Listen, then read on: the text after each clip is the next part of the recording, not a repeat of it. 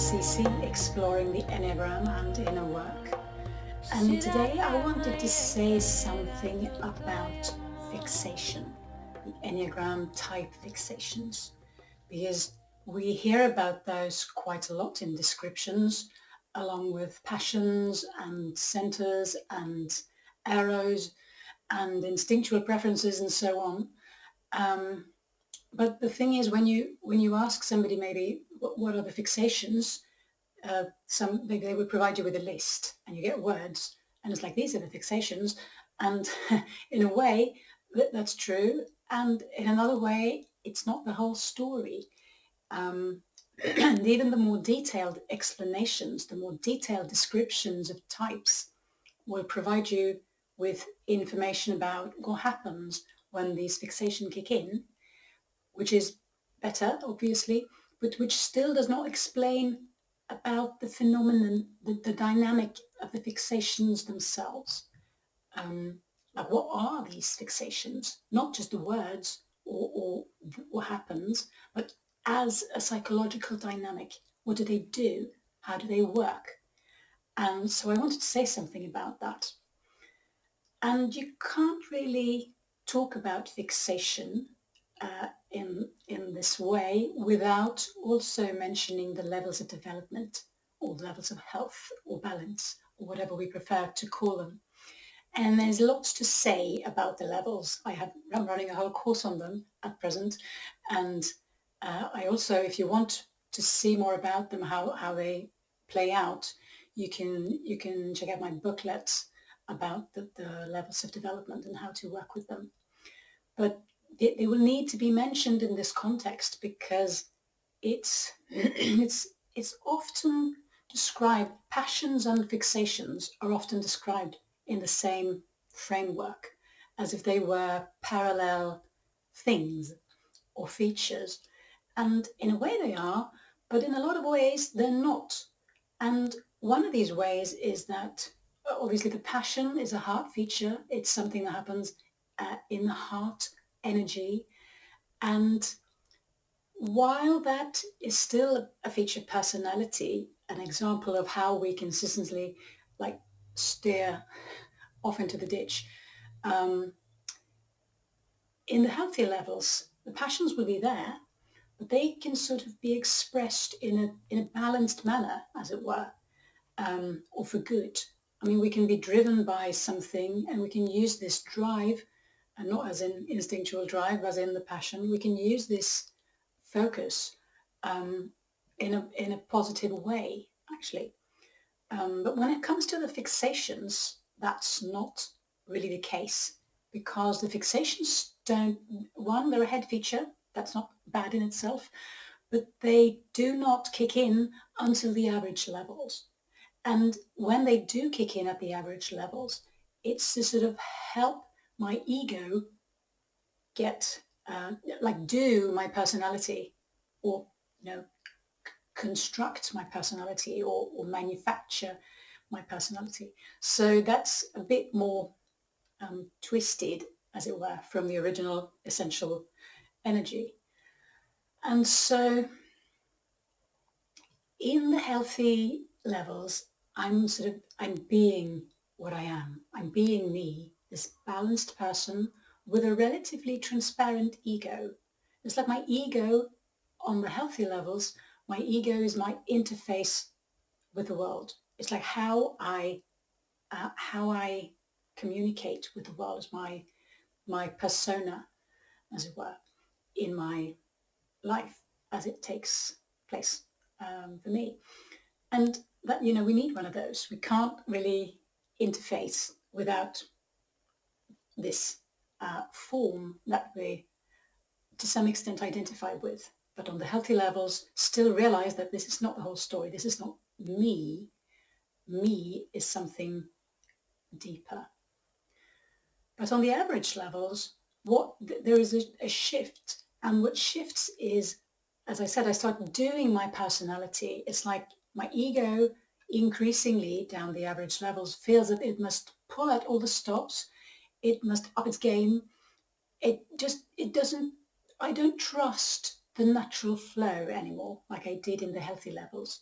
it's like the ego needs a harder grip on things. I need to prove myself, and eventually, as I said, just do whatever I can, depending on how far we fall. And here, the fixation is a resource as far as the ego is concerned.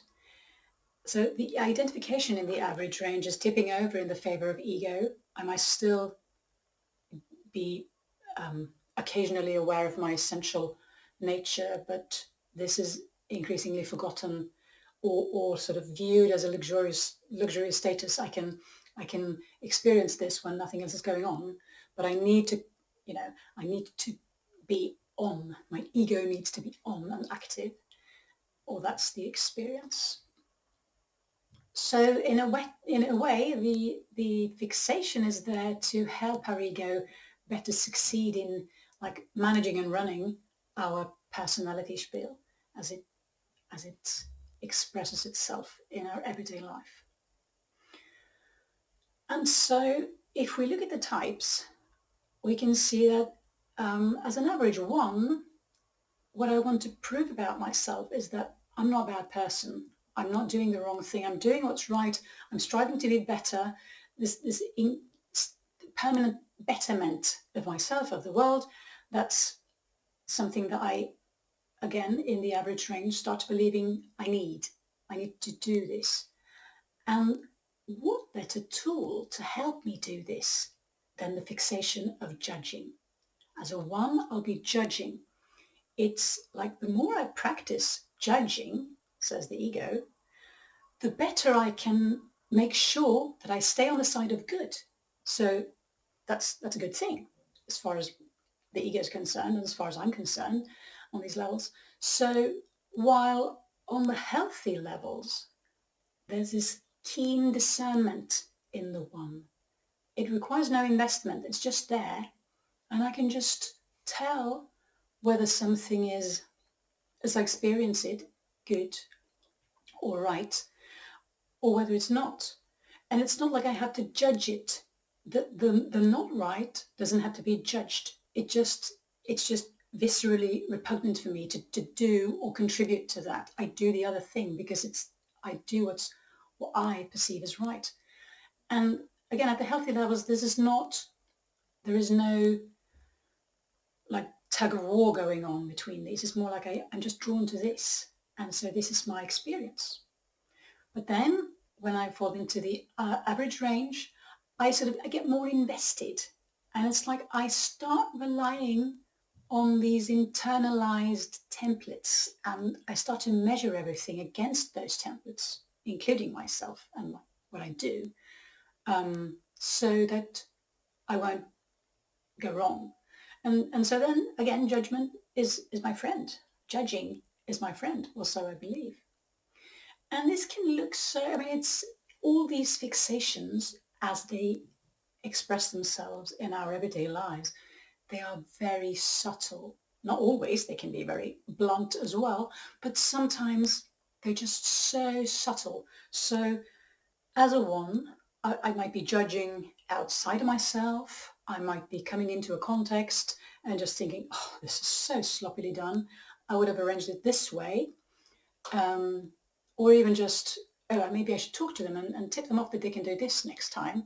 And it's like, it seems like, all well and good. And it might be, but still there is this constant judging. This can also be my own behavior.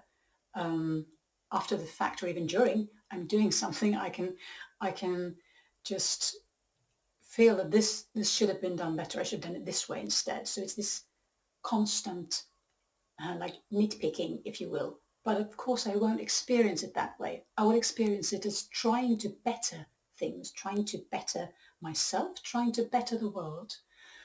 And I'll be judging not only what I do and what others do, but I will be judging my instinctual, my body's behavior, because hello, there is a lot to judge in there, or so I might think. So there's all this judging going on, and it's like water to a fish. I won't even notice it unless I'm actively looking for it, because it's just so normal to me as a one. At the most ones, it'll be that way.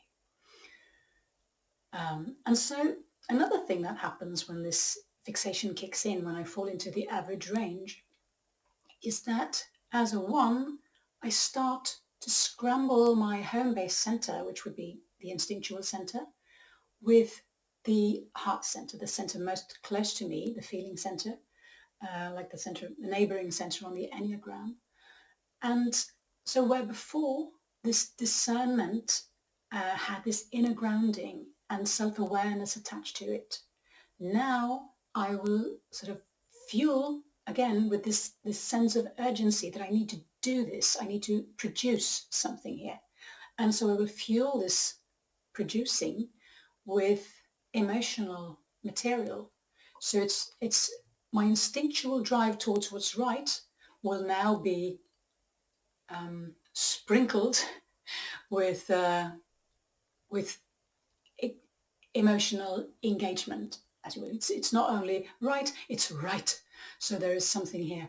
So, and I won't necessarily be stopping and letting this silent mind, like the third center, I won't be trusting that. I won't be allowing that to bring this full circle to involve all the centers, because the fixation of judgment will take place of true discernment. It will take the place of checking with myself, of being available for guidance.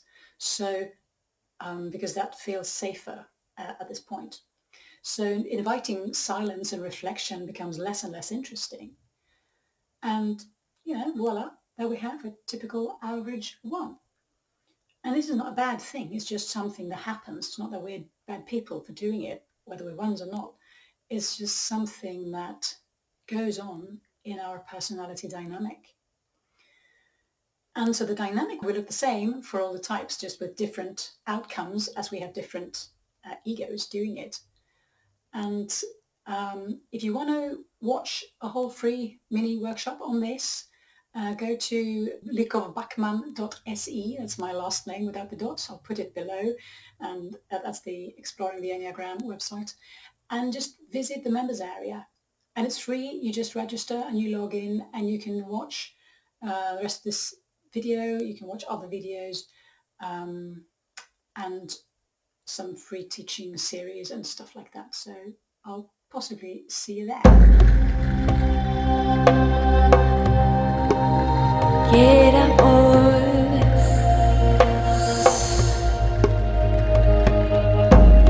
get a copa pega poco,